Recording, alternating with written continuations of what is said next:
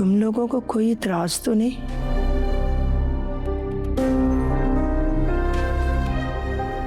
अम्मा, ये आपने सिला के रिश्ते के लिए लोगों को बुलाया?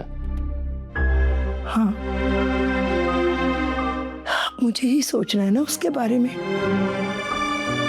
तुम लोगों ने तो सारे रिश्ते नाते ही तोड़ डाले। इस उम्र में ये तो कभी मैं नहीं बर्दाश्त करता। सारी उम्र पड़ी है उसकी, क्या करेगी वो यहाँ? लेकिन अम्मा, आपको मुझे तो बताना चाहिए था। अच्छा है ना, बला टल रही है सर से। सुन लिया? अम्मा, आपने जिसे भी बुलाना है ना, आप बुला लें।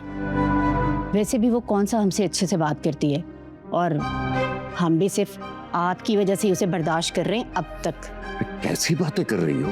बस कर दे हामिद, अम्मा ने जो फैसला किया है कर लेने देना, इन्हें भी अपनी मर्जी। क्यों अम्मा? ठीक है, वो कल 4 बजे आ रहे हैं। ठीक है अम्मा।